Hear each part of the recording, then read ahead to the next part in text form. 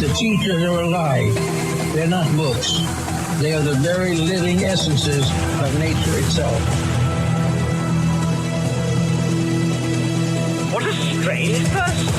Unbelievably powerful supercomputer that's running our reality, and we don't have a clue as to how to operate it. So when maybe you or somebody else creates an AGI system and you get to ask her one question, what would that question be? What's outside the simulation?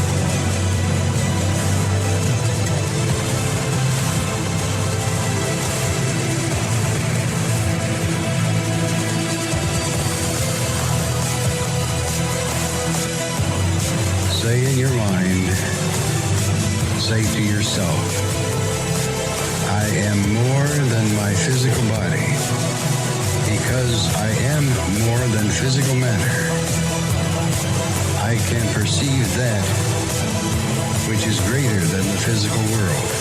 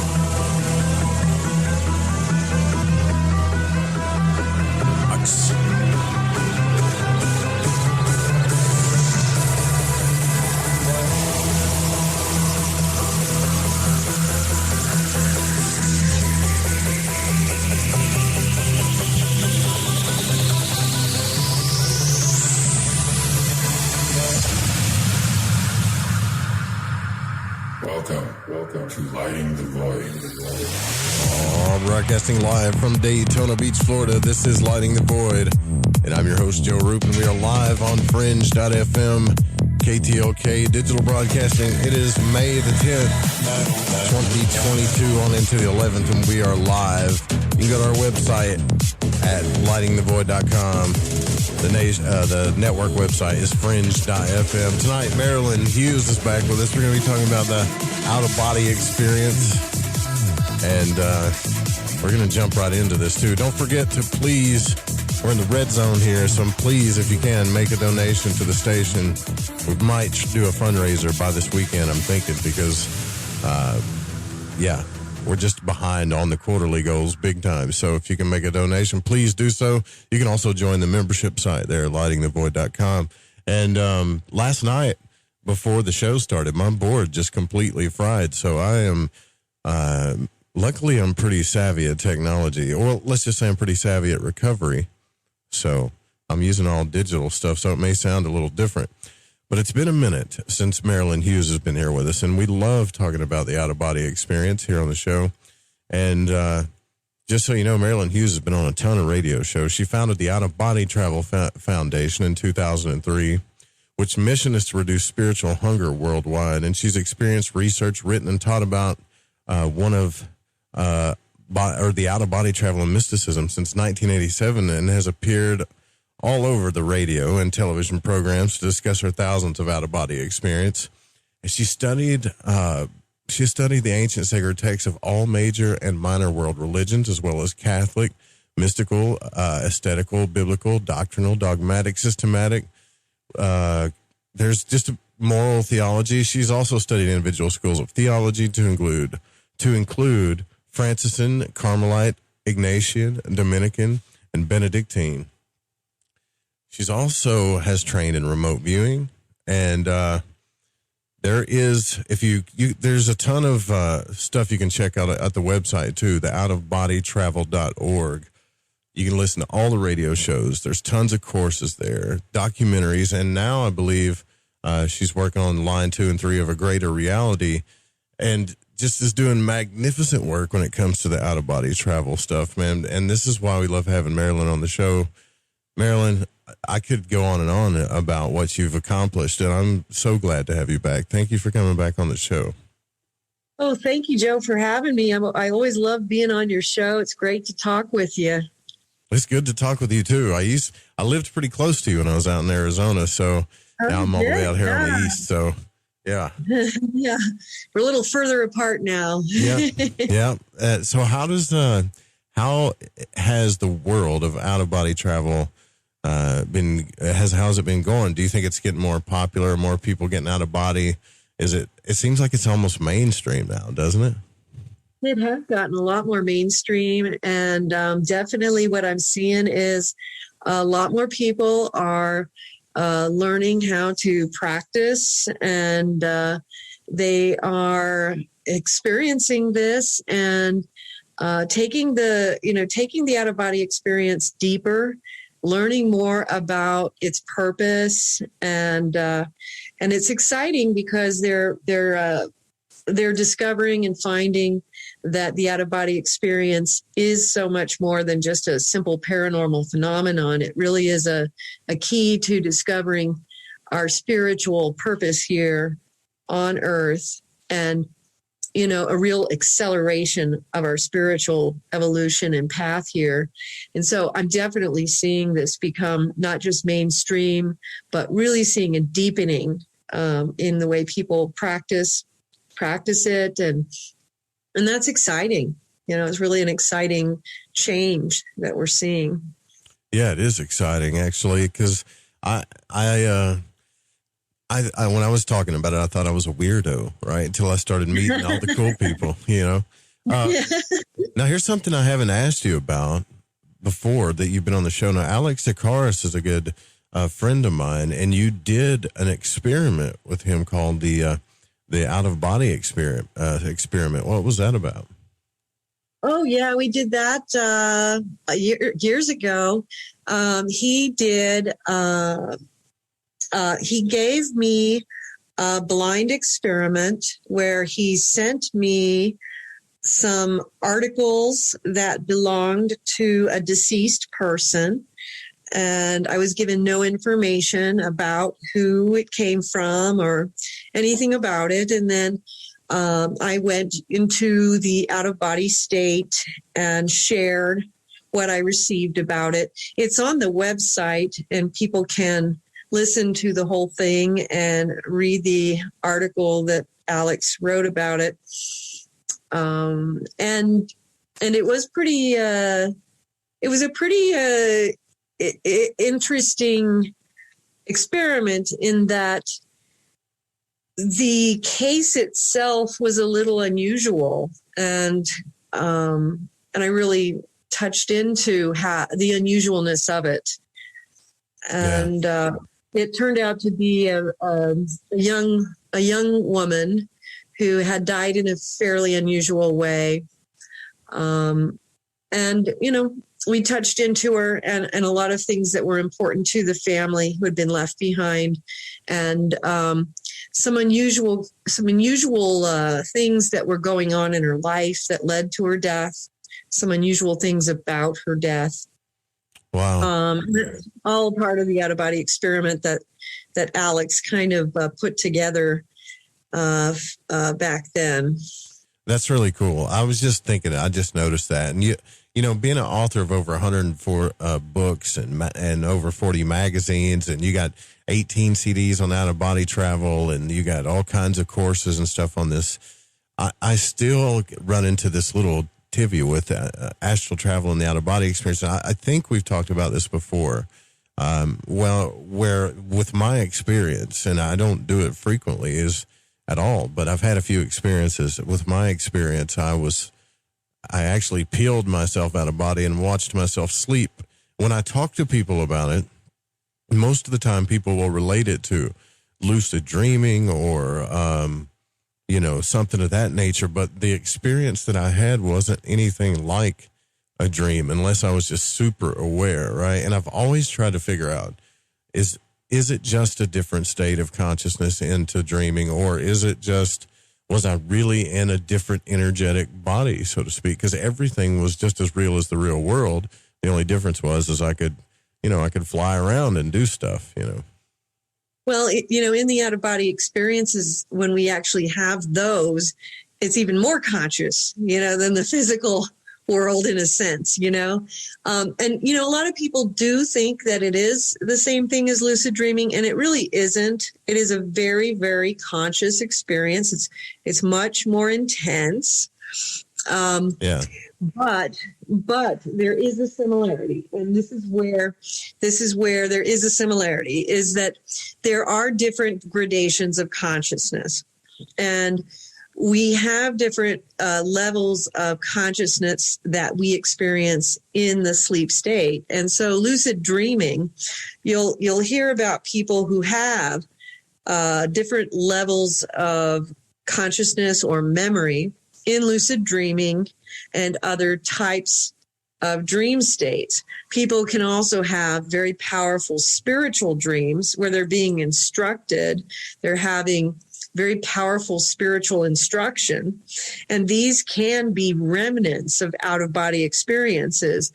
They may not be full-blown conscious out-of-body experiences. They're not experiencing the vibrational state. They're not fully conscious, right, but they're very important nevertheless because of that instruction that's occurring. And so it's important not to ignore those things. But yes, there is a delineation between what the different types of experiences are. I often try to tell people, if you have an out-of-body experience, you're not going to have any question about the fact that you've had one. Right. They're that blatant. You know what I mean? There's no question. You don't have to, say, no, what's that one or was that not one?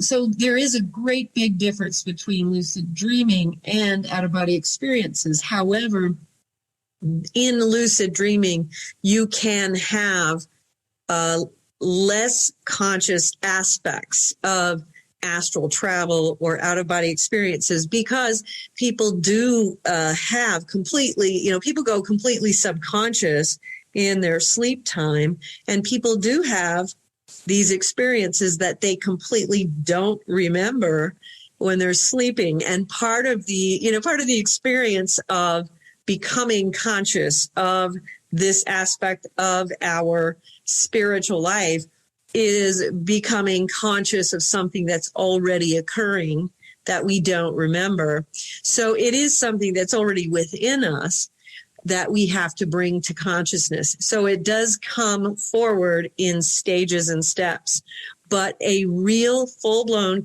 fully conscious experience is very different than these little vestiges and, these lucid dreaming or these other aspects of the dream time, which are very, very different and completely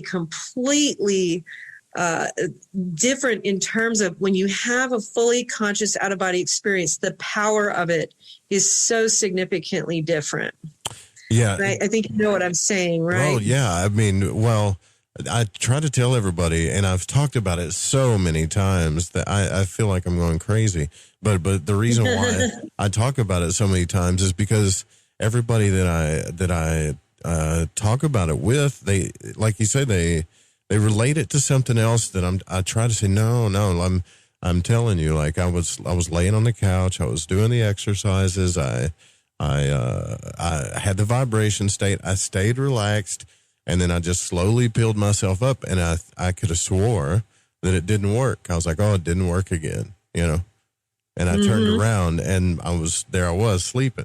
So there was no transition from one reality to the next that I was aware of. It was just more real, I guess. I don't know how to explain it. Yes. And there's, and you'll probably find that there can even be even more powerful aspects of it as you go from that to even the next phase. And this is, I think one of the things that sometimes happen is people want to say, well, this is that, and this is that, but it's not. There are different gradations of I guess you would say different gradations of the experience, but really it's different gradations of the consciousness of the experience. When you become fully conscious and you are in the vibrational state and you have a fully conscious experience, it is a very different thing. Yeah. It is very powerful. It is literally a mind-blowing experience. There's no question I'm having an out-of-body experience. And, this is very different than something that is even remotely dreamlike. Yeah, yeah. For me, there was like kind of a slight buzzing. Not a buzzing, but just the this buzzing hum in is the part air. of it. Yeah, and that is the actual sounds of the astral plane, because you'll hear that because the vibration of that realm is slightly different than the vibration of the physical realm. So that's normal to hear that sound of the humming, the vibration there. Sometimes you'll also hear like the sounds of voices, which are or whispering, which are the sounds, the thoughts of humanity, because you'll start hearing the thoughts of humanity projecting into the astral plane. so crazy. Yeah. Mm-hmm. Yeah. One of the big hallmarks of, when you're about ready to have a true projection out of the body is that vibrational state. And the vibrational state is not like just some subtle thing. It is very powerful. And, a lot of people are really, the first time they have it, it actually really scares them because it is so powerful. It's not like, oh, I'm just going to have a little subtle vibration here. Yeah, no. It's a very, very powerful thing. And the reason for the vibration is you are detaching from the vibration of the physical body into the vibration of your spiritual body, which is a much higher vibration than the physical. So again, a major, fluctuation in the thrust there, and very, very, very, very different perceptual shift from what we're used to. And for most of us, the first few times that happens, very mind-blowing experience. You know what I mean? Yeah, it's we scary. do get used to it over time, but the first few times it happens, it's very different from what we are used to. It kind of scared me, but I was used to the vibration state because I'd gotten myself there so many times, right? But not really used to it, but I don't know what happened. Experienced it. Right. Yeah, you'd experienced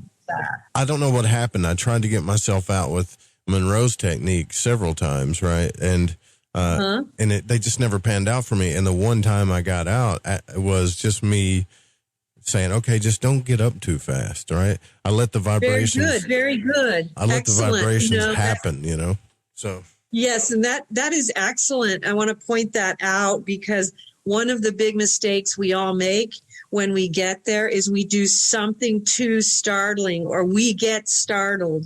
And so when you said don't do it too fast, that was excellent, because you want to be careful to do things gradually, slowly, so you don't startle yourself out of that state of consciousness that brought about the vibrational state. So that was exactly what needed to happen at that moment, so that you were able to move slowly enough so as not to actually, snap yourself back into the physical, the physical body. So you did the exact right thing by doing that.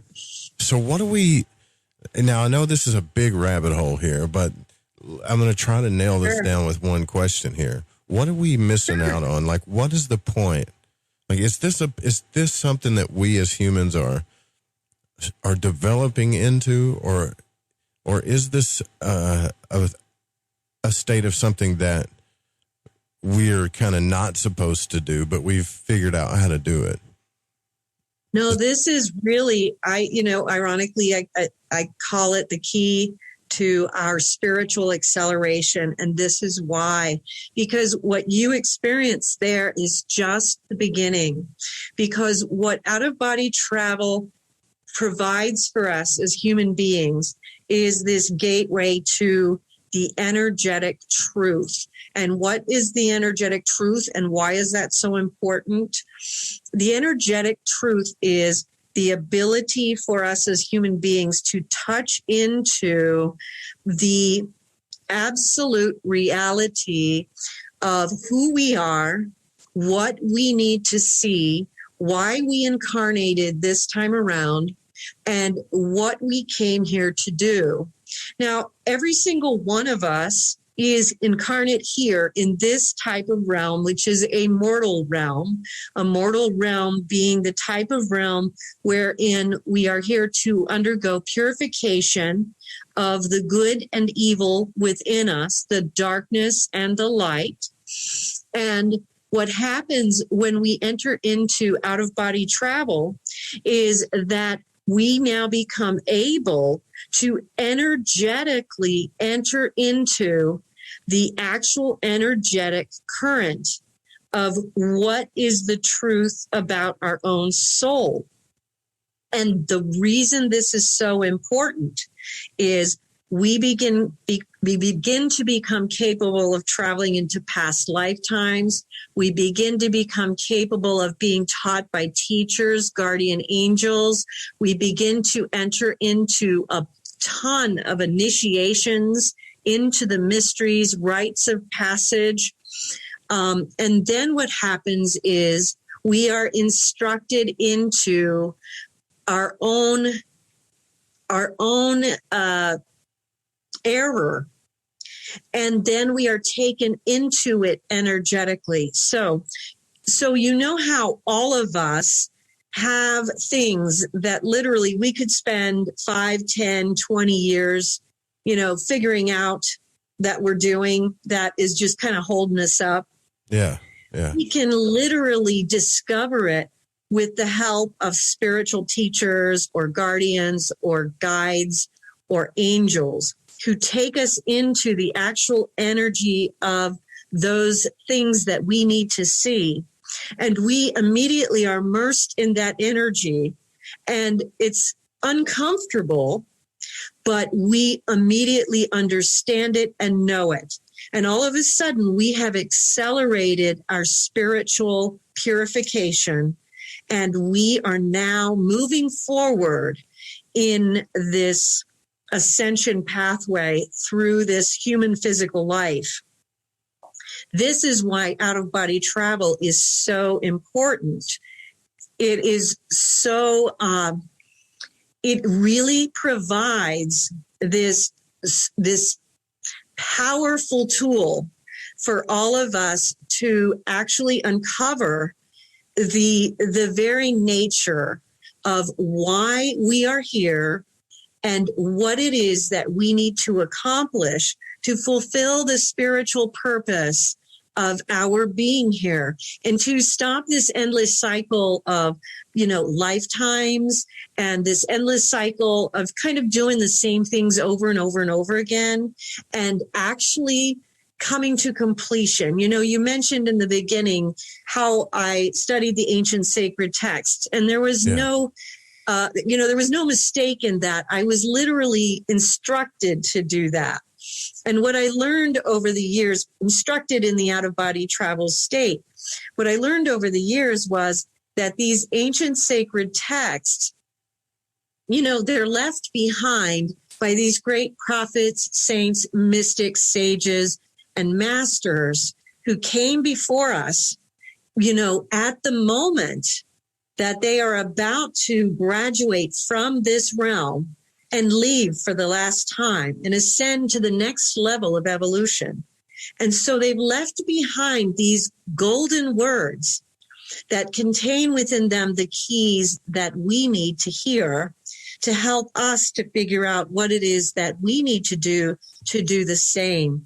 And so, I have a series of documentary films that people can also watch through our YouTube channel. For instance, The Grand Phases of the Soul, which goes into the 3 grand phases: purification, discrimination, and discipline, the phases of this pathway of the soul.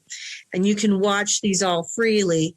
There's also the Stairway from Earth to Heaven, which discusses these amazing ancient sacred texts and also At the Feet of the Masters. But the Stairway from Earth to Heaven, I wanted to just mention, was based on a series of out-of-body experiences that I had where I was continually shown this staircase made of these ancient sacred texts that was created from them, that literally went from earth all the way up this, winding staircase to heaven.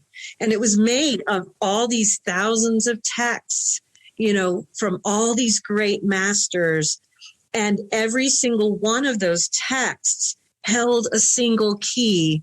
And it was in compiling and being open to each of these keys that you slowly, as a soul, were able to go up this staircase and reach that pinnacle.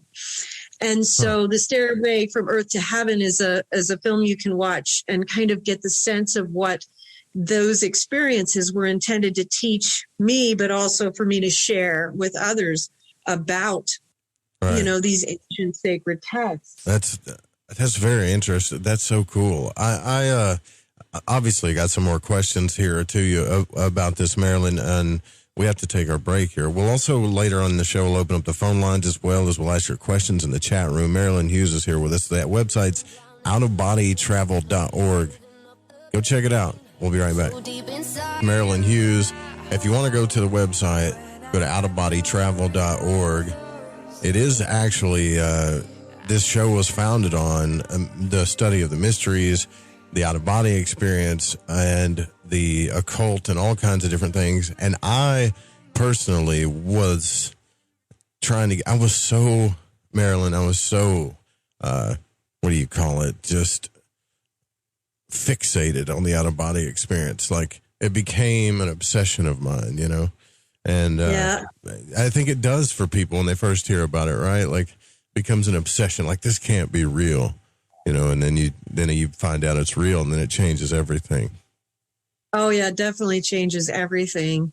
And, and I can relate to what you're saying about the mysteries because, shortly into my trek into out-of-body experiences, I was taken into the initiations into the mysteries in the out-of-body experiences. And, I mean, what a fascinating adventure. And, right now I'm working on the scripts for season 2 of the, we're working on, we're in development with Ubiquity Entertainment and Dean Lyon of The Lord of the Rings to bring the Mysteries of the Redemption and its sequels to film TV series. And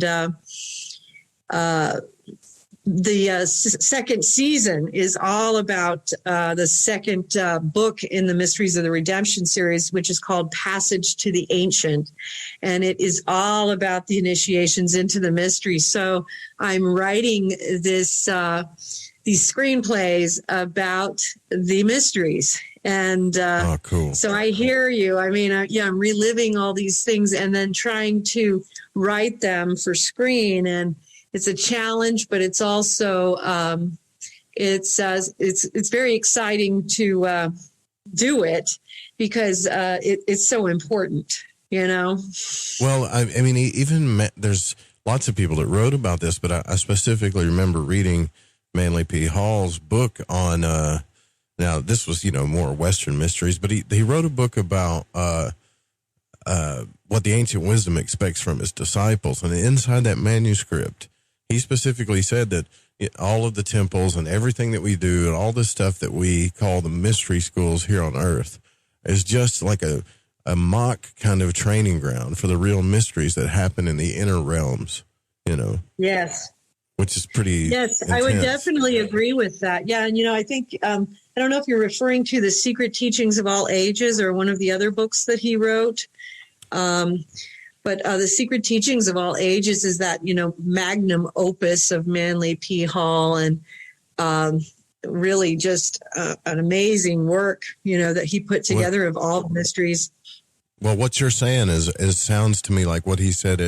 It was a short manuscript, a very small book called What the Ancient Wisdom Expects from His Disciples. And okay, that is a different one for sure. Okay. Yeah, and he talks about that in there. He said, lots of people talk about initiation, but only you and you alone will know for sure if you've been initiated. In other words, And then he mentioned several times in there that it happens in the inner realms, but they were being kind of secretive about it. I didn't really talk about it as openly as we do nowadays. Absolutely. And even in my experiences, there were certain things that I was told to keep more under wraps, and certain things that were okay to share, and, you go into the mysteries where you're going to travel into all of the holy places of, every world religion, every sacred tribal place in the world. But you're not just going to be dealing with sacred places of our world, but of other worlds. You're going to be going into ancient Egypt. You're going to be learning the mysteries of the Sphinx, the temples in the sky, the mysteries beyond death, beyond, the mysteries of Christianity, the mysteries of the Egyptian gods, the Greek mysteries, all the mythologies that of the ancient worlds, and how all these things come together. And, ironically as well, there's a great deal in the mysteries that has to do with, the Native American understandings, tribal understandings that go back, all the way to Stone Age religion, because all of these things come together in one cohesive whole, because the history of the world, the history of humanity is the whole history of spirituality. And there is a oneness to all of it. It would be very hard to even really bring it together in any understandable way in a simple, in a simple context, I'm sure. Cause because even when I first read Monroe's books, they were so chaotic as he went through, because he took a very scientific approach to trying to understand it, and it just got more and more unexplainable as he went along, only to understand that he was being guided by something, either his higher self or something higher than him, Yeah, and he did do most of, in his first books, he was primarily traveling, in more of the astral realms, which is primarily the fourth realm overlapping the third. And it was in his later book, which I think was called Far Journeys, where he went into some higher experiences. And so he was a little bit more confused. And part of that is to be expected, because he was a true pioneer. He was charting stuff that for his time was pretty, unprecedented in terms of people sharing that kind of thing. And so he was a pioneer. And so he was really starting out with mapping out, and the maps of some of the higher realms was still out there for us to do. You know what I mean? Yeah. Sure. Some of the higher spheres and the mystery spheres and some of the greater stuff. And, of course there's been, we've had in the ancient sacred texts, and even in the, what Manly P. Hall did, and many of the Theosophy schools and Rosicrucians as well. There have been other mystics. I mean, there was a Rosicrucian mystic, Pensatia, who was in the 60s and 70s, so we've had others who may not have been as well known, who traveled into some of these higher realms and were going through initiations into the mysteries for millennia. You know what I mean? And it went all the way back to ancient Egypt. It's just that in terms of us rediscovering it in the modern world, Robert Monroe kind of started the more modern trend of out of body travel, Sure. But mysticism, which is, also out of body travel, just in another word, has been going on since the beginning of time, Right. Shamanism and the tribal practices and stuff have been going on since Stone Age religion. So none of this is new.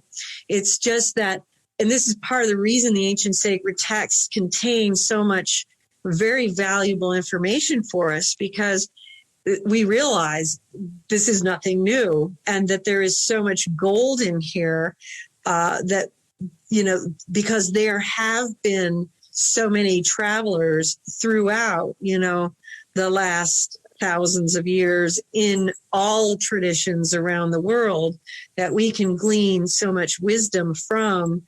It's something that has been going on, Do you think that it's possible?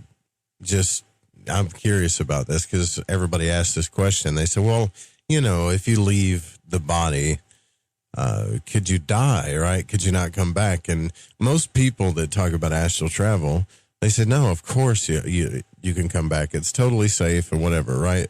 Well, yeah, if you made it back, you're going to be able to tell that story.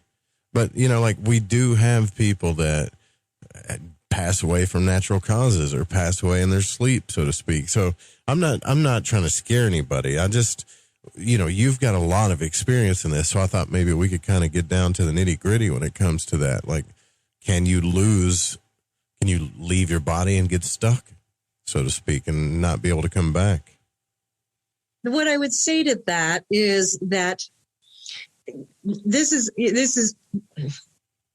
there are things that, can happen to people, but I don't think there are things that would happen because of the out-of-body experience. And this is why. Because what I've learned over the years is that we lead a dual existence, even if we're not aware of it. So we have this waking existence during the day, and during the night, we have this very intricate existence that continues in the spirit world, and many of us are not aware of it. And that is when the spirit world instructs us, and we are instructed. And most souls will have out-of-body experiences, even though they're not aware of them. And so we are all traveling to a certain degree. And this is actually just part of the natural cycle of the soul. And so the reason I would say this, in terms of the safety of it, is because this is the way things just naturally are. You're not really doing anything different. You're just becoming aware of something that's already going on. Now, what the things that can go wrong, the things that can become disturbing, the things that can become difficult are things that involve spiritual warfare, the things that involve demonic experiences.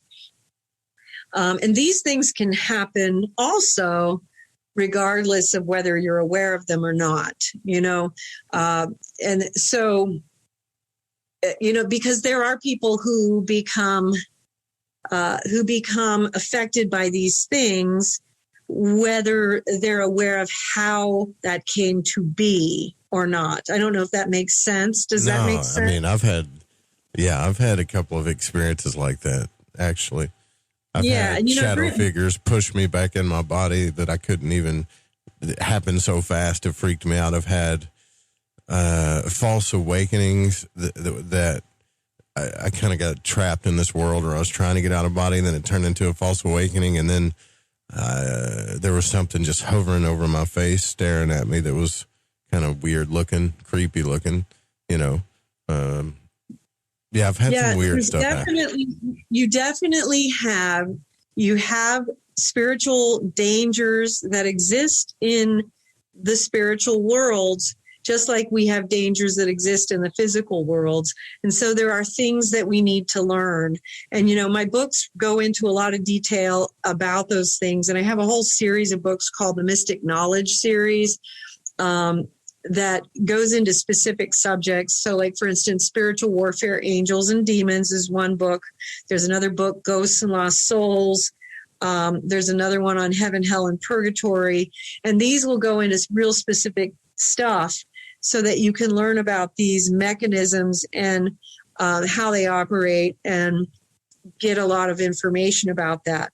But even just following the series of books, starting with the Mysteries of the Redemption, you're going to really learn about these worlds and all the pitfalls as well as all the great things. And you learn a lot about how to protect yourself and the things to look out for. It's the way that you kind of have to look at this is that you're not protected by simply avoiding it. Now, some people, it is really necessary to close off to such experiences. People who have had possessions in the past, or people who have had really serious problems with any type of, demonic obsessions, or just really, serious problems with that sort of thing, or psychosis or schizophrenias or things like that. Those are the kinds of people who really just want to shut the door to things like this. It's just too volatile for them. Yeah. And you want to know what your vulnerabilities are. But there are also things that you want to understand about the spiritual world so that you do know how to protect yourself in this world and in the next, because the spiritual world impacts us in both worlds, if that makes sense. Yeah, it does. And have you ever said something? I'm going to tell you something real quick. I don't know if I've asked you, but have you ever said something in the astral realm that you normally wouldn't say in the real world? Like, I'll give you an example. And I know this sounds completely nutty, right? But this was back when I was really trying to get out of body, and it was like the third or fourth time. And I kind of got stuck halfway. You know what I mean? Like, yes, between vibration and actually getting out, and I could feel myself not being able to get out. Now, the trippy thing is I got frustrated, but I thought to myself, I just need to say a command, and this normally wouldn't come to me. I didn't read a book about it. It just came to me. And I said, that is often how it happens. And what was it that came to you? I said, I demand you to release me by life and light. And my voice sounded like James Earl Jones. It was so deep. There you go. That happens. Yes, that happens.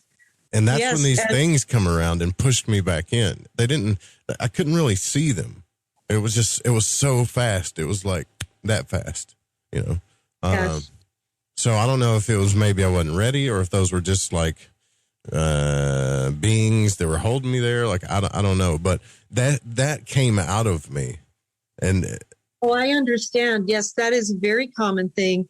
Yeah. You'll find that you are infused by the Holy Spirit with the words that you need to speak. You will find that when you are under attack by any type of dark or demonic force, that oftentimes the only name that will work is the name of Jesus Christ. Sometimes using repeatedly Christ crucified is really, really powerful. And there are certain prayers too. And what's interesting about this is that you learn these things. I was not going into the out-of-body experience, particularly with any religious bias. I was just very surprised what I learned as I went in terms of you just learn what works. You find that, calling out to Edgar Casey doesn't work.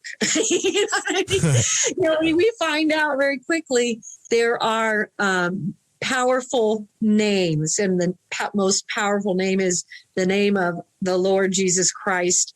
And then there's certain things like Christ crucified, literally, like when you are in one of the things that I have been called to do is that I'm called into these lower hell realms to work with souls who are trying to achieve some liberation. And when you get into a battle with some demonic forces down there, Christ crucified literally causes the skin of the demons to burn.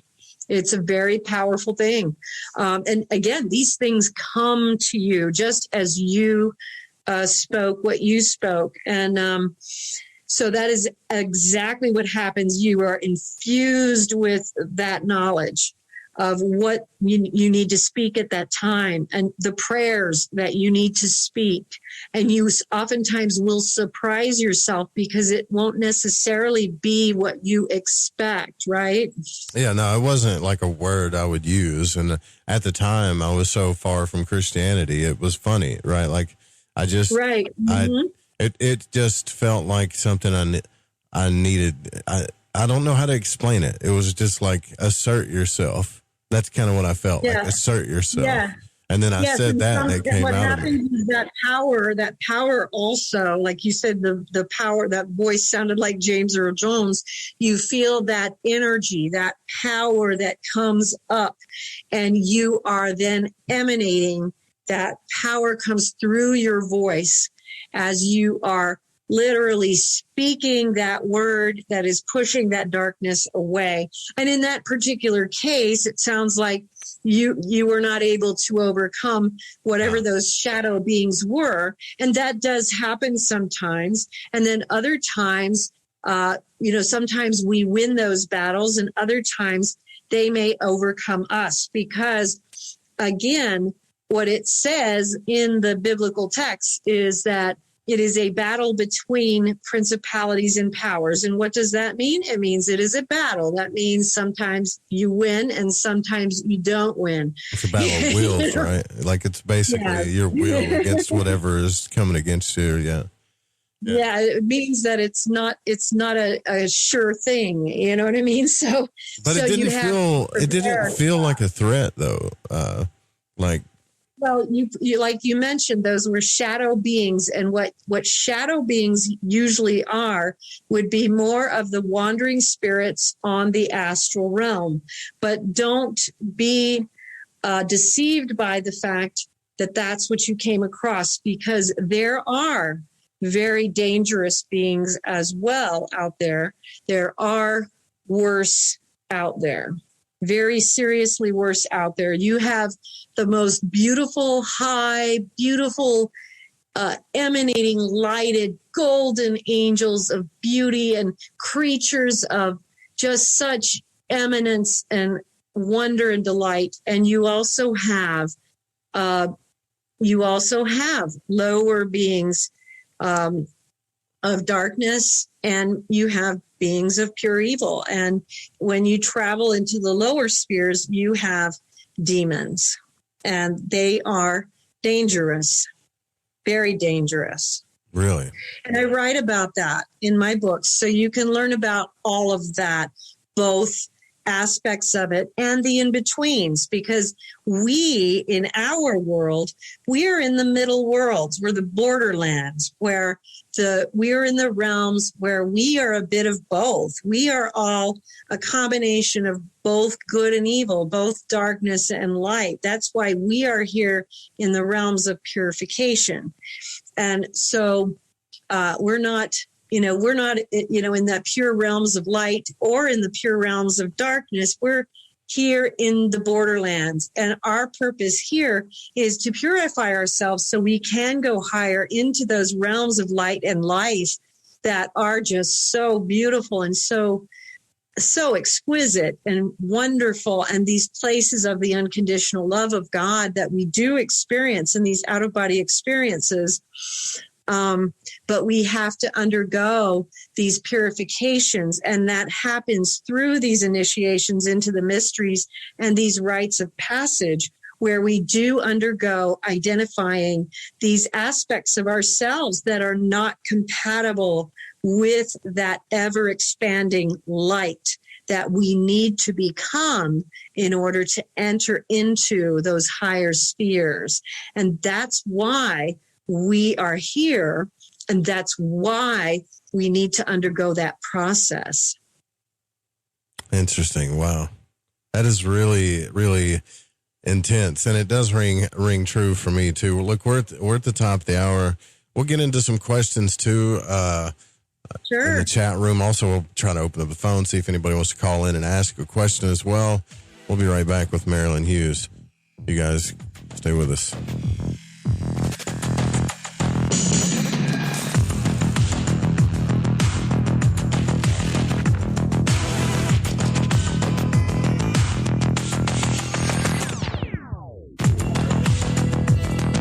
Marilynn Hughes is with us, and we're talking about the out-of-body experience.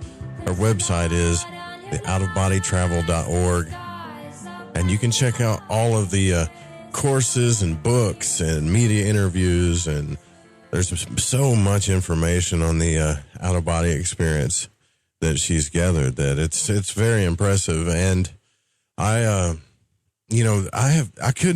could talk about this for like 7 hours or more straight, Marilynn, if you let me, but we don't have the time for it. But I think what a lot of people want to know are some of the biggest questions, like what we've already talked about, like what's the purpose? Why are we doing it? And you've already kind of answered that too. But secondly, I think I would like to know, because I've experienced this, and I want to make sure that I'm right about this, is being able to affect the physical world in the out-of-body experience is another feat that I started playing around with a little bit, and I did a little bit because Robert Monroe talked about it. But I mean, is that something that we should even be trying to do, or did you ever experiment with that?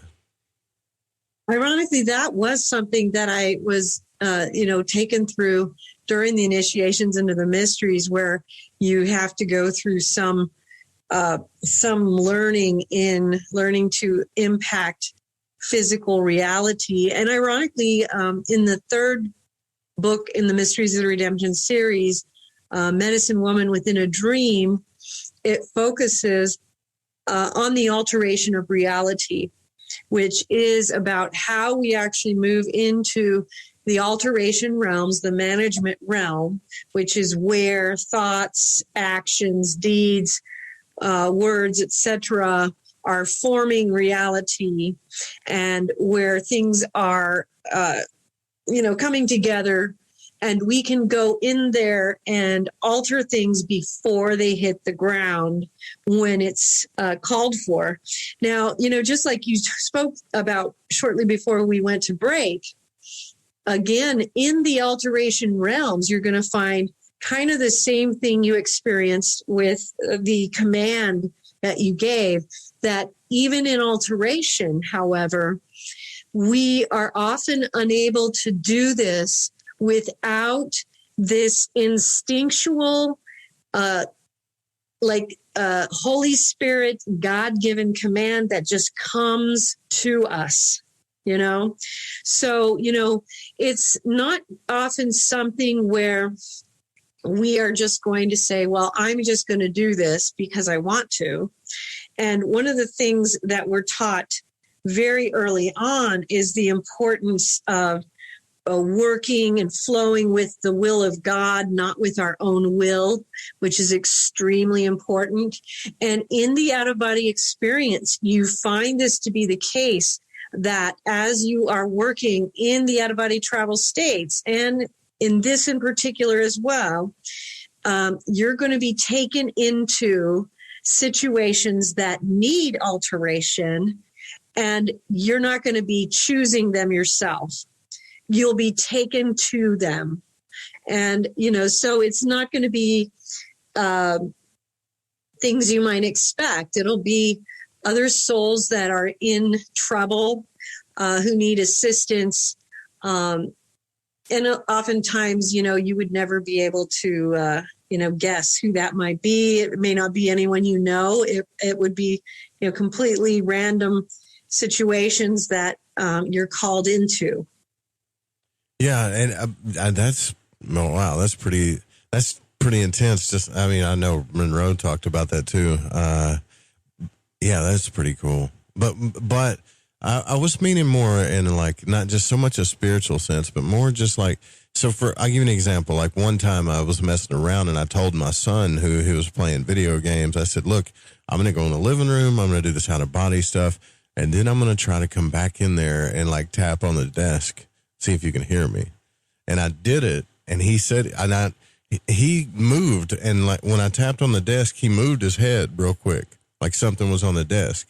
But he wasn't sure that he did it. He says he remembers it, but I remember specifically when I did it, he kind of like looked over, And I did this because I remember Robert Monroe talking about pinching people in the physical realm, and also in Dosklos or Dr. Stylianos' Teslas' book, he said he would mess with people because they didn't believe him that he could get out of body and stuff, and he started moving things. Now, if this is true, then this might explain a lot of our paranormal activity too, is what I'm saying. That we think are just ghosts all the time, which could just be ghosts travelers. Will do that. Ghosts will do that. But what I would say to that is now, like for instance, when I was instructed to do that, I was actually instructed to put handprints on the moon as part of one of my initiations into the mysteries, and so it was kind of just a random thing that I needed to do because I needed to learn to manipulate some physical matter. But doing it just to do it is kind of unnecessary and kind of pointless. Yes, ghosts will do it. And that's because ghosts will do things that are random and pointless. What we want to think about when we're practicing out-of-body travel is doing things that have purpose and that are going to be serving God, the whole cosmic unity that we're getting ourselves drawn into. And so we want to be careful, and we always want to be thinking in terms of how what we are doing, whether it's purposeful or whether it's just playing around with, like a paranormal gift. And so we can do that. But it is kind of like wasting your time, kind of, so to speak, I guess. It's not really going to serve any greater purpose. We don't have to prove anything. You can do that if you think it's going to, but it's really not going to be purposeful. And let me just take that a little further. I think that we can get really caught up in, I want people to know, I want to prove it to them that I'm having these experiences, but really doing that doesn't really serve much of a greater purpose. The greater purpose in the out-of-body experience really is the soul evolution. And so that energy that goes into the out-of-body experience is better served by really focusing on really pulling that energy towards that teaching purpose, that evolutionary purpose of, pulling it all towards that educational, moving, accelerative goal that out-of-body travel actually seeks. Yeah. I think that it can be really easy to get lost.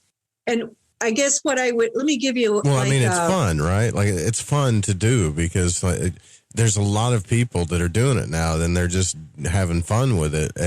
But I hear what you're saying. I want to give you a contrast, because this is the contrast I want people to think about. So, okay, it's a little bit fun to go from this room to the next room and poke somebody on the shoulder.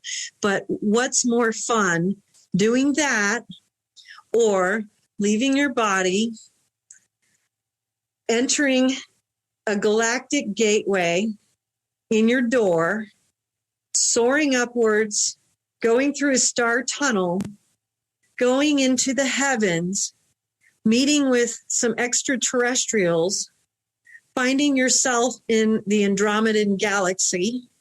Yeah, I get what you're saying. Learning about, you see, so it's like we're missing the real gold. And for something that is mildly entertaining, and there is something that is literally profoundly majestic and truly purposeful. And so it's really like you can take a cruise to the Bahamas, or you can go to the lake. Yeah, right. I'd rather go to the Bahamas. But I get what you're saying. And when I started studying Kabbalistic magic and ceremonial magic, which is pretty Christian based, let's be honest.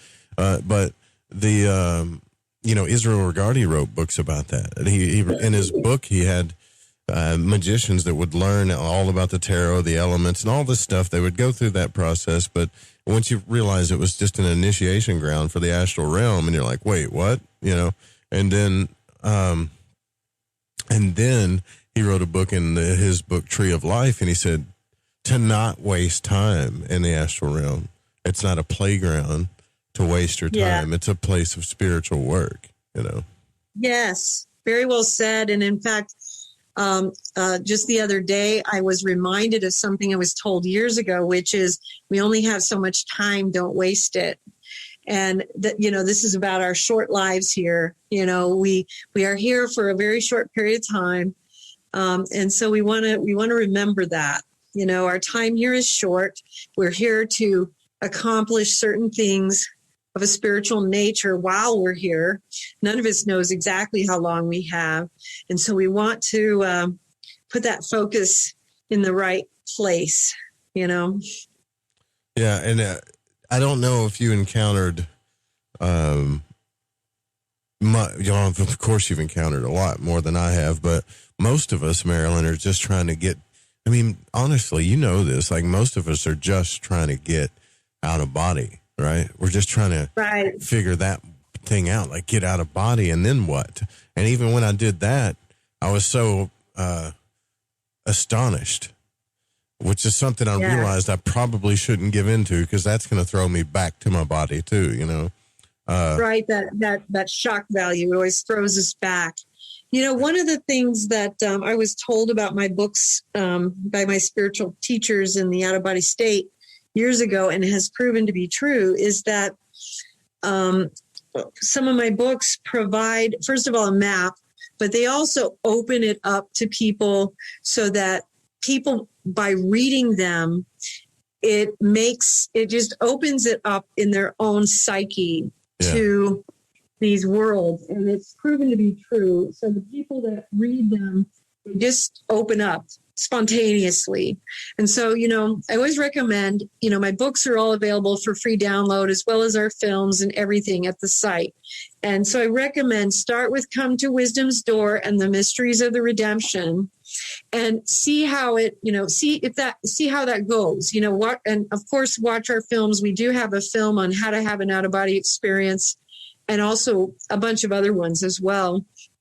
And see if that opens you up. And what that's going to do is it's going to provide you with, a framework of the spiritual worlds that you will be traveling, and also the way things open up and how things open up, the order that things open up. And it's really fascinating too, how I've seen with my readers, how it's very similar with, it's not identical with every single person, but there's a great similarity with people. And so people find that their journeys have a lot of similarities. And so this opens people up. They find that they're not as surprised, and they are prepared. So when they see something, and they'll send me emails about it, they'll be like, well, I saw this and I knew what it was, so I knew what to do. You know what I mean? So even just reading the books about it helps to prepare you, because it's like, if you have a map of the United States, you have a better idea of, where the mountains are, where the ocean is. You know what I mean? We're doing the same thing. Yeah, we're doing the same thing. So we're helping people to have a better idea of what to expect out there, what kinds of worlds are out there, what kinds of realms and spheres, what you're going to experience in past lives, how it's going to unfold. And so it's not as unexpected, or you don't feel quite as lost once you do start getting out there. And then the unfolding comes more naturally, if that makes sense. Yeah, it makes total sense. And earlier you were speaking about this divine language thing that kind of happens, but I wonder what's happening when people have a psychedelic experience. I haven't had one in years. I tried DMT. It didn't really work out. Joe Rogan got everybody interested in it. But anyways, I found you could get there without it. But, Terrence McKenna really got heavy into the psychedelic experience and had a lot of what he talks about. And I'm not saying you're into psychedelics at all, but a lot of what he talks about was this breakthrough experience, to the point where he met these beings that were showing him how to create stuff from inside themselves. Like, I guess they were like elves or something he called them, but they would make sounds with their voices and would create things, right? And they would tell him not to give into astonishment and things like that. And something told him, or Terrence McKenna, that if he could just figure out how to bring one of these blueprints, so to speak, back into the physical realm, it would change everything, right? So I don't know if that's what you were talking about earlier with where you can mold things or stuff like that, or if we're just, what your opinion on that is. Like, should we even be playing around with our consciousness in this type of manner? With the psychedelics, you mean? Yes. Well, I really feel like, I've never used anything like that. And so I'm biased in that way. I do feel that the spirit can be opened up naturally. I'm not saying that, I don't know enough about it to really say that much. I definitely feel that it's something that we can open up naturally, and I see it happen all the time with those who read my books. So I really recommend at least trying that first.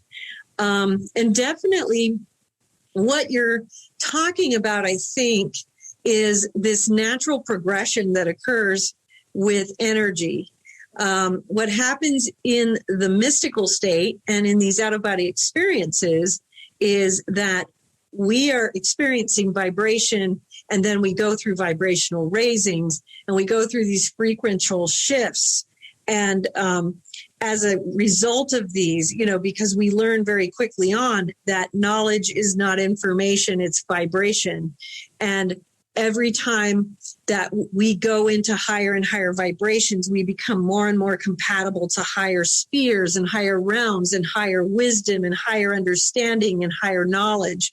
And so what I think you're talking about is how what we're trying to do is bring these higher vibrational understandings down into the physical realm as much as possible, which is kind of in essence what is meant when people talk about bringing a little bit of heaven to earth.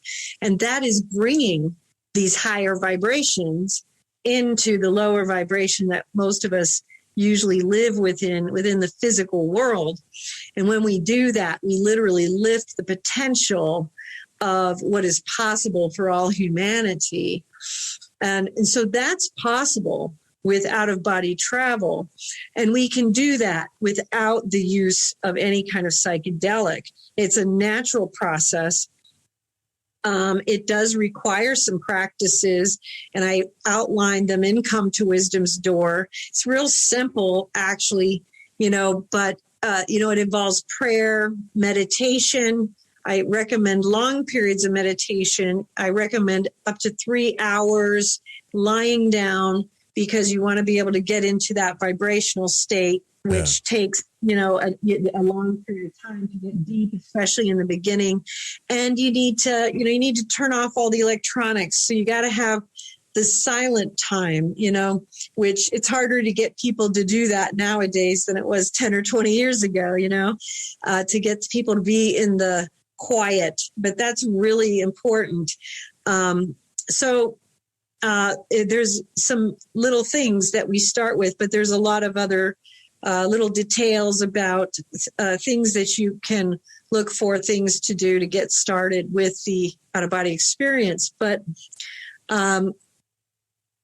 that's what we're trying to do. There is a great deal that's going into that whole thing with bringing the vibration down. Is that at all what you're speaking about? Yeah, well, yes, in a way. And, but also I'm thinking about, like I bring up the Kabbalah a lot because it's structured and it's kind of rigid, but they have a formative world where things get formed from the idea to the blueprint, to what's called Malkuth, down to earth, right? And people think that like magic rituals are this kind of magic is specifically using geometry and symbols that represent things from the higher realms and also protecting yourself. You don't even know it most of the time, just to astral travel, and you're using names like Jesus and God and all this other stuff for the protection. But what the funny thing is you start learning too that without the faith, the magic doesn't really happen. I mean, it happens, but not nearly like it would if you just had the faith. And I kind of talk about this a lot myself because I'm not just subject to one idea when it comes to this, but I do understand the laws of vibration thoroughly, like enough to where I've gotten to this state in my life, Marilynn, where I it's going to sound bad, but I've gotten to where I don't like to be around people a whole lot, and then I'm overcoming that and starting to understand how to do that now. But it's not because I hate people or whatever. It's just there's so much noise and vibration and fear and what do you call it? There's just trauma and things like that. And when you become aware of these things, then it just seems like, oh man, you got to do a lot of protecting all the time. But really, it's just a state of being that I'm learning to be different, Right. Yeah. There's, ironically, mass retain. It's what, it's mass retain that you have in the consciousness of humankind that you touch into, I think, is what you're talking about. Yeah. And you touch into that when you're around people. Yes. Because you can go outside, right, and stand in a crowd and you have no idea what's astrally around you. But there's so much. There's so much there. Yes. Yes, absolutely. Yes. Absolutely. But you don't it doesn't seem to worry you, right? So you must have developed over time this vibration of, love and light and protection, and things like that, where do you do daily protective things? I used to do more of that. I do protective things, but I do think that over time you do, there is a process that over time, the natural vibrations and the dissidences and the difficulties that you see within humanity, it almost becomes something where how do I put it? It's, you do just kind of, you love it. Yeah. And love it. It kind of probably doesn't sound right, but there is you do have a loving vibration around it, towards it. There is a certain sense of understanding it, elevating it. And it certainly doesn't apply to everything. There are things that you come across that, that do kind of throw you off for sure. But definitely things don't throw me off as much as they did, like 5 years ago, 10 years ago, so I would definitely say that I've been given a lot of training and help and assistance in learning to kind of just be at peace. I love the stories about, the Zen masters where when they begin the path, a cloud is a cloud and a flower is a flower. And then at the end of the path, when they've reached their enlightenment, a cloud is just a cloud and a flower is just a flower. And it sounds so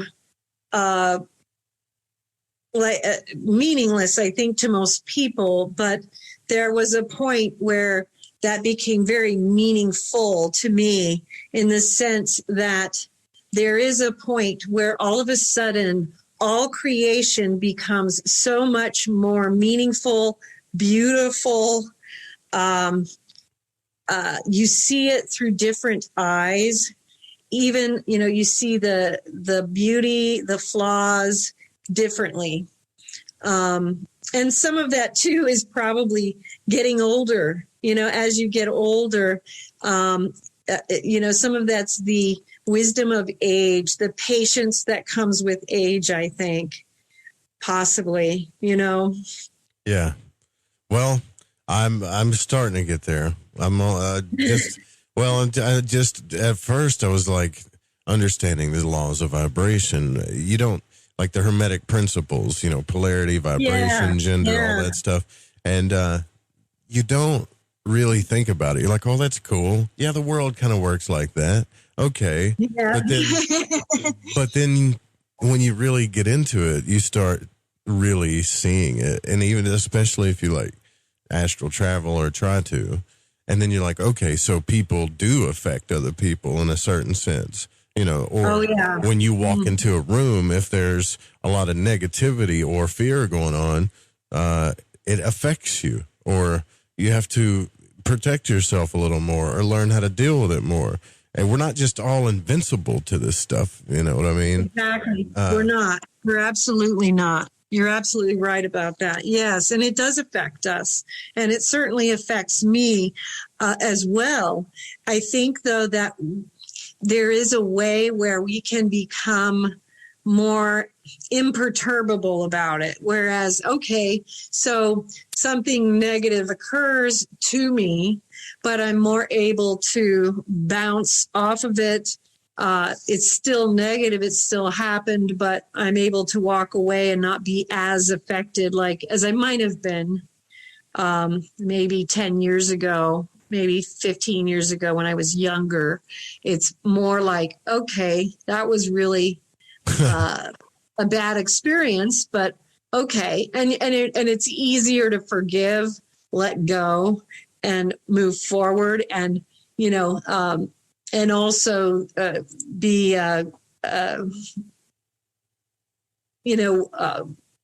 hopeful and be more of a vessel of hopeful reconciliation, that sort of thing, for things like that. Better than the hermit, right, is what you're saying. Better than the hermit energy like I'm talking about, where you just hide from everybody once you realize all this is happening, Well, I mean, I understand the hermit thing too. I mean, I think that there is, and I understand what you're talking about there for sure. I mean, there are times for all of us where we do go through periods where isolation does serve us. So, for sure. If you're going through a period like that, I would trust that inner understanding that you need that right now. Absolutely. I've definitely gone through periods in my life where I'm like that, and definitely feel that I still go through periods like that for sure. Mm-hmm. So we definitely do go through periods like that.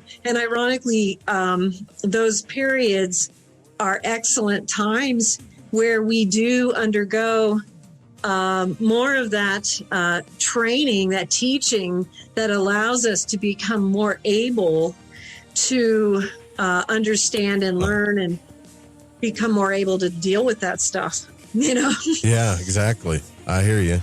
We'll be right back to Marilynn Hughes is here. This is our last break of the night. We'll take your phone calls. We're talking about the out-of-body experience and outofbodytravel.org. Pretty interesting stuff. We'll be right back. Stay with us. 588-0335. If you want to call in, the phone lines are open. If you want to speak to Marilynn Hughes, ask her a question here in the last segment of the show. You can also put your questions in the Discord chat. If you go to fringe.fm, click on Discord. If you want to put your questions in there, we will take phone callers first. People always call in the beginning, and then when I open the phone lines up, they've given up, right? But it's 1-800-588-0335. If you don't get through, you'll hear a voicemail. Just keep calling. Marilynn Hughes is here with us. Outofbodytravel.org is the website that you can go to, and make sure you check it out too. It's mobile friendly as well. I've been going on there all night, and I think Marilynn is doing good work. And thanks again for coming on the show, Marilynn. Seriously, it's been a minute since I've talked to you, so thank you. You're welcome. Thank you so much for having me again. I always love being on your show. It's nice talking to you because you've had the experiences, and it definitely adds to the conversation. You know what I mean? Yeah, and it's my favorite subject. Yeah, 807 area code. You're on the air. Who are we speaking with? Hey, what's up? Hey. It's Elmar. What's up, It's Elmar? Elmar from Thunder Bay. Hey, you. Thanks for messaging me this morning, Marilynn. Oh, you're welcome. I had to let you know we were going to be on tonight. So what? Oh, boy. It's been, I caught you on Coast to Coast. I think it was last Sunday or the Sunday before. Yeah, it was about a week ago. Yeah. Yeah. And Joe, hello. What's up, brother? Oh, not much. I just wanted to phone in, say hello, and maybe share just one experience that I had way back in 1996. Floating, I was in a meditation group with, 20 women. I had just learned how to meditate. And the person leading the group was guiding us on a cloud, like a cloud kind of shaped like a recliner, right? And I ended up on an island. It was incredible. It was I thought I'd lost my mind. It was so profound. And I saw a group of people in a circle. And the moment I saw them, I was in the middle of them. And they were all people, some were alive in this dimension, and some had passed over. I'd say maybe 20 people. And my question to Marilynn is, I could recognize half this group. These were all people that had loved me. I could just see the love in their eyes, and I know I broke down while I was out of body. I'm assuming I was in heaven. I don't know where I was. Did but some it was of the people beautiful... live with you on Earth, or were these people that you? Yeah. Like there was kids there. There was my mom that passed over. But there was people that were alive in this dimension. This is the weird part. But they were all people that loved me. But half the group was just a humanoid figure. But I felt like I was just looking at the people I recognized, but behind me, they were all holding hands. And my question to Marilynn was, who are these other people? Like they were outlined, kind of just grayed out. Did they feel alien familiar to you? Sorry? Did they feel familiar to you, or? It all felt like unconditional love. And, I mean, the next thing, I popped into on the beach, and I actually met God on the beach because he said he had saved my life 6 or 7 times. It was the most powerful experience of my life. Burning bush experience, very similar to the one you had when you were 9. But yeah, who are these entities that were with, family members, other people, like different counselors? Some had passed over, but these were all people that had cared about me. Well, I mean, it sounds like it sounds like you knew the ones from this lifetime. And, the one thing that just comes to mind is I remember having an experience when I was going through the initiations into the mysteries, which was really cool, where I was taken into a room full of people that I had known and loved from not just one life, but many lifetimes. And it was just really, really awesome. And so I kind of wonder if some of these beings were from more than one lifetime. And so the ones that you recognize were perhaps from this time continuum, and some of them might not have all been from this one. But, it was just, for me, that particular experience, it was just very similar in that just surrounded by people who had loved me in many, many lifetimes. And it sounds similar. Okay. I mean, it's one possibility. Maybe it was because it was my first experience. I mean, these were just grayed out humanoid figures, but I mean, I felt all the same love, and they were all, I couldn't see any eyes or anything. They were completely grayed out. Maybe it was just not to overwhelm me. I don't know. I've always wondered. Yeah, I would definitely think that, because especially since you're saying it was one of your first experiences. It was my very first one. It was. Yeah, if they had revealed too much, I think it would have been overwhelming to have too much information in one fell swoop. And, whether they were, people from many lifetimes, or whether they were a group of like many of your spiritual teachers and angels, or, that kind of thing. Right. It might have just been too much information, or even all of that. Definitely could have been all of that. But it would have been too much information for the very first time. You would have been just kind of like sensory overload. You know what I mean? Well, I mean, the next place I was back on the beach. Like, it was on an island, and I could see this figure in a white robe, white hair, white beard, the archetypical God. Character with a staff. And I remember when I first told or wrote to Joe, he says, "Gee, sounds like Gandalf." Yeah, sounds like Gandalf, man. Gandalf the White. Yeah. But he gave me shit or shit. Heck.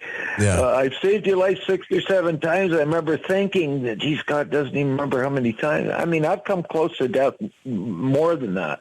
But I mean, and he was because I had started a computer business, and he said, "Now get out of the computers, go back to helping others. It's the only reason you're alive." So anyway, the thing I got out of that was I'm to be of service to others. Well, that's pretty cool. Does that make sense, Marilynn? Joe? Yeah, it makes a ton of sense. That's the only reason I'm alive. And I spent the last 40 years working in addictions and doing my part, because I don't know if you both know. I mean, I grew up on the streets here, and I was a bad boy when I was a teenager, and this was my amends to society over the last. And I believe that's what we're all supposed to do: be of service to others. Yeah, I do too, man. I do. I definitely do too, and.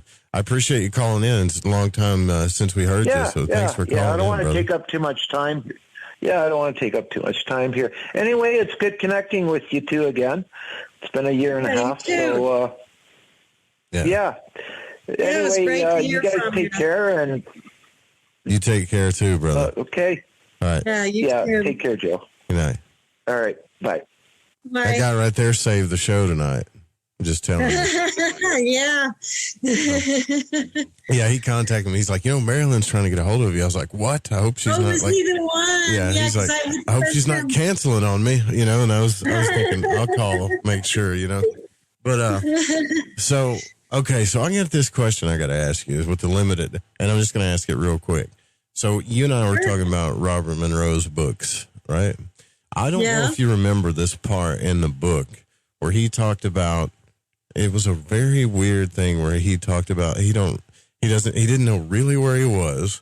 He knew that there was this sense of something was coming into his kingdom, right? And he said that everybody had to lay on their backs Now just hear me out. This is weird. And expose their stomachs. Okay. And this was some type of sign of submission to whatever was coming. And he said it was some kind of, he explained it like it was like a serpent or maybe a snake-like thing, and that it would take somebody was going to get taken, and you don't know where they went or whatever. But no one, he said he would lay on his back and he'd turn his face to the side and just expose the stomach, which is a very vulnerable position. It's something about even for the astral body or something. It was the weirdest thing I ever heard. And I don't know if you remember, there was a lot of weird things in that book, but I don't remember if you remember that. But what in the world? I don't remember that. I mean, I would say that it doesn't sound like a very wise choice to do that. One of the things I teach people in my writings is, discernment. And something like that, it would be something where I would say that would be something you'd want to discern and probably not do. Yeah. Well, he explained it like there was, maybe he was in this place that there was you really didn't have any choice. It was really creepy, right? Well, you always have choice, and the creepy is a good word, I think. Yeah, and in Robert Monroe's books, he did go to and do a lot of things. And, one of the things that he did, he talked a lot about astral sex. He dabbled in a lot of things where he was playing around with some things that were, very iffy. So these were things that would take someone to contaminations and areas where you're not going to progress as a soul, and you are going to be looking into getting contaminated and getting into, he was in the astral realms a lot. And this is something where, if he's involved in something where a serpent is going to overtake somebody, that's definitely a very big red flag. And that's something where that would be something you would discern as you wouldn't participate in. And so, I would be thinking that's based on, I don't remember the experience, so I don't know any other details other than what you're telling me, but that would be something that I would discern as, no, thank you. I wouldn't do that. And, one of the things I would also point out, just so people know, is that in the spiritual spheres, the angels and the higher spiritual teachers, the guardians of God, are very much appreciate and respect when we discern. So even if we make a decision of discernment and it turns out that we have said no to something and maybe we were incorrect, and it was something that came from God, they will applaud the fact that we discerned, that we were careful, that we were cautious rather than just barreling into something, and that we wanted to be careful in that way versus just, throwing ourselves into something without doing some due diligence. Right. They actually will reward the action even when it turns out that, for instance, there was a time I'm remembering where I asked for what turned out to be an actual true angel to reveal her true self, and they rewarded me for it because you asked the question. You didn't want to be fooled, right? You wanted to see. Exactly. They rewarded me because of the discernment. And so if in a situation like that, for instance, if it was incorrect for him not to participate, he would be rewarded for showing discretion and wanting to, know more about what was going on. So, there's never a situation where you have no choice. So if he felt that he had no choice, that in and of itself is a red flag that indicates he's in a situation that's contaminated. It's he's on the astral plane. Let me just explain a little bit about the astral plane. The astral plane is also, it overlaps the third dimension where we live. This is a realm where good and evil, are intermingled. So is the astral plane. So the astral plane is filled with all of these elements. It's filled with lost souls, wandering spirits, and tricksters, and lots of mischief and contamination. And so the astral plane is not a place where you're going to run into, a lot of higher spiritual teachings or angels and things of a higher spiritual nature. You're going to run into a lot of trouble there more than anything else. If you want to go see the higher things, you're going to go to higher realms, above that. And so what that would be trouble, I think. Yeah. Well, I just thought, there was some. I've read those books I don't know how many times, and there's some really weird stuff in there, But anyways, we only got a couple minutes here, so I want to talk about your stuff before we get out of here, because I know I've repeated the website, outofbodytravel.org, but is there anything, you've got so much work out there, is there anything specific you would like people to check out right now?